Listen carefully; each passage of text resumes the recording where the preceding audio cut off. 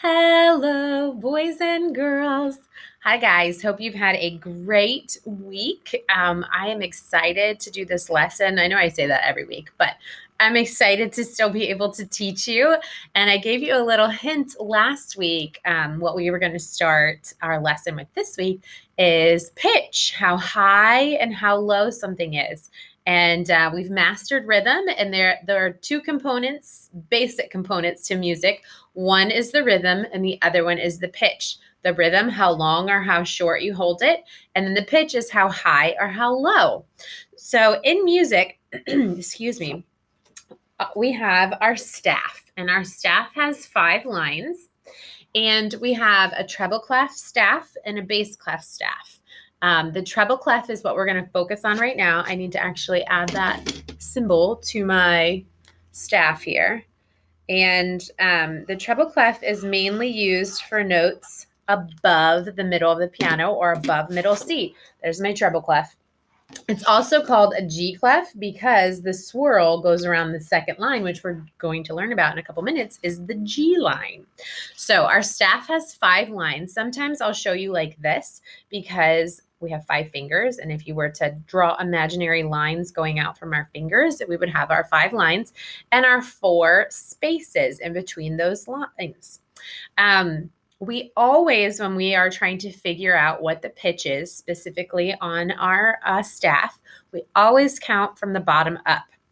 So if you can see on my paper here, I have 1, 2, 3, 4, 5 lines, and then 1, 2, 3, 4 spaces. Always count from the bottom up, okay?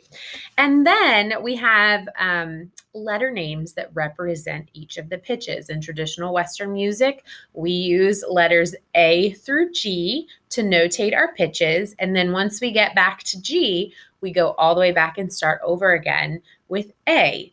So usually we start with the lines, and the lines, the bottom line is E, the second line is G, the middle line or third line is B, the fourth line is D, and the top line is F. Okay, so we have 1, 2, 3, 4, 5, and we call the E, G, B, D, F. A way some people remember that is to say, every good boy deserves fudge, or Elvis's guitar broke down Friday. Or I'm going to teach you a song in a minute, and if you just memorize the song, you'll memorize the letters. The spaces are in between each of the 5 lines. And going from the bottom, it spells face. It's pretty easy. F-A-C and E. Okay? And I have a song I like to teach you when teaching notation on the staff, and it goes like this. The staff has 5, it has 5 lines, E, G, B, D, F. E, G, B, D, F. In between each line there lies a space. F-A-C-E. It spells the word face. So if you can memorize that song and put it in your brain, you will be able to notate music on our staff. And don't worry if it's the first time you've heard this or it's confusing. We're going to go over it a lot. This is just the beginning.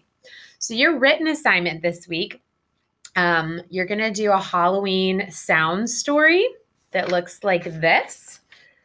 But on the back, I want you to put your name, and then I want you to draw the staff for me with the 5 lines, the 4 spaces. I want you to number it and then put the letters on as well. So you're going to draw 5 lines across. You'll connect them on the sides to make sure it's complete. Then you're going to number the lines 1, 2, 3, 4, 5. Number the spaces 1, 2, 3, 4. And between or beside each number, you're going to write the letter. So bottom line, number 1, E. Okay, just so I know that you are following along with these videos. So you're going to do that. On the other side is our Halloween sound story. You are going to read the story, and then there are some key words down here. And every time those words are read in the story out loud, you're going to use an instrument. So, for example, the wind, and I have some wind chimes in there. You're just going to hold them up by the stand and do this. Okay, every time you say wind, every time you say, let me get the instruments out, baby brother, you're going to use the VibraSlap. This is the VibraSlap. You hold it here, and you can either hit the ball on your hand or your leg. Baby Brother's that. Witch is Jingle Bells. Ghost is Cowbell. Okay. Skeleton is Claves. And you hold the clave, one like this with your hand cupped and the other one. Okay. Let's see, what else? Leaves, we're going to use sand blocks. Sounds like crunchy leaves. The front door, we're going to use the güiro. Let me get that out. This is a güiro, spelled with a G because it's a Spanish instrument. Güiro. And you're going to play it like this. Sounds like kind of like a door creaking open. And then the front door is going to be, I have on your sheet tone bars, but I forgot I changed it to the triangle. Kind of sounds like a doorbell. So you're going to read through this story. What did I have this one for? Can't remember. This one won't be used. You're going to read the story and put the sounds into it.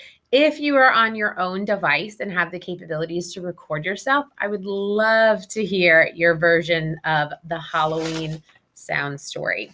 So again, just to review, you are to watch this video, which you're doing, complete the Halloween sound story with all the different instruments. And then on the back of the page, write your name, draw your 5 lines of the staff, number them, and label them with the correct pitch letters. And that's it, boys and girls. I hope you have a great rest of the week, and we will explore some more on pitches next week. Oh, I forgot to tell you.